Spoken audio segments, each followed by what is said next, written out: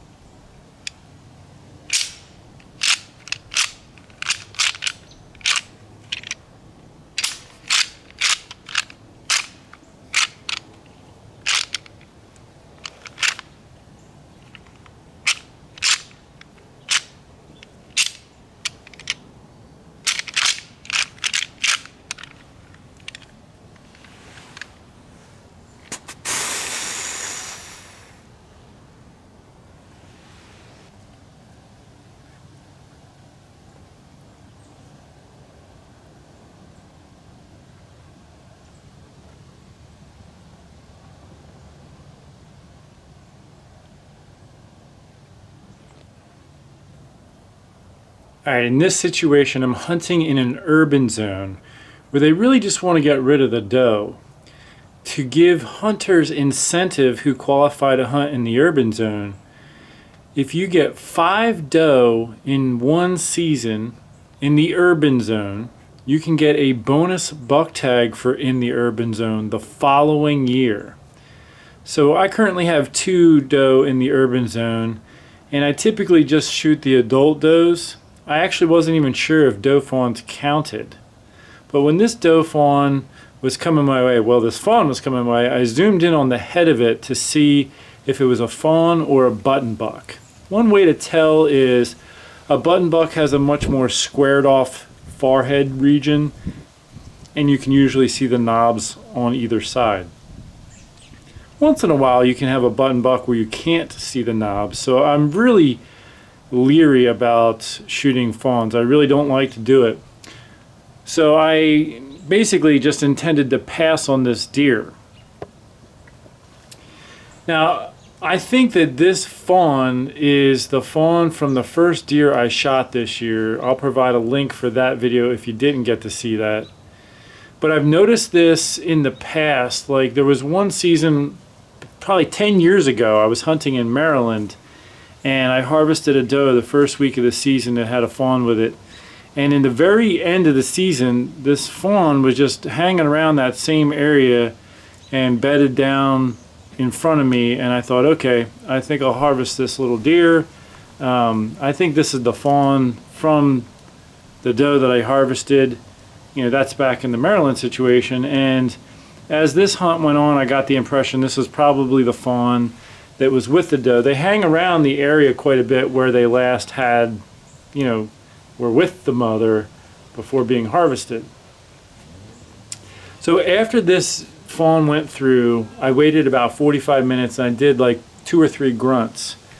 And lo and behold, the fawn came back and bedded down like 15, 20 yards from me. And in the meantime, well, when this happened, I texted the coordinator for the program for the urban hunt, and I said, hey, do doe fawns count for the 5 you need to get the bonus buck tag the following year? He said, yes, all does count. So I was like, all right, you know what? I'll just harvest this deer to add toward that, but I think it's a good one to harvest since I already harvested the mother anyway. So I turned on the cameras and it was go time.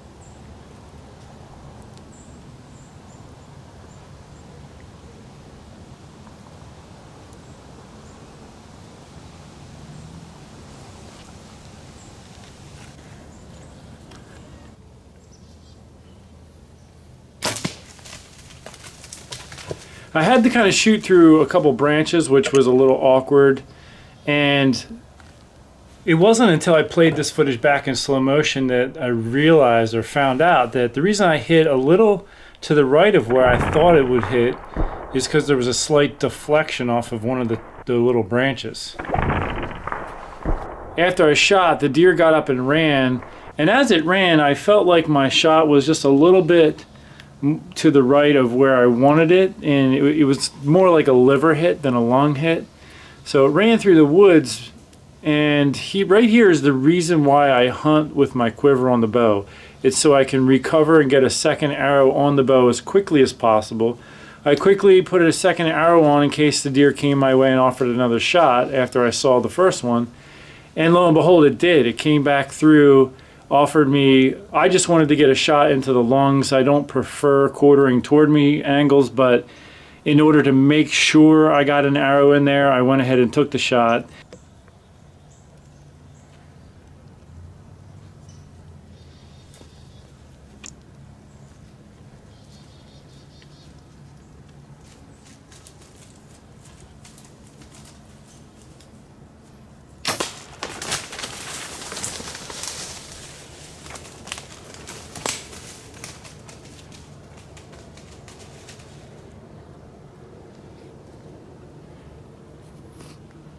The deer went about 20 yards from where I shot it the second time and bedded down.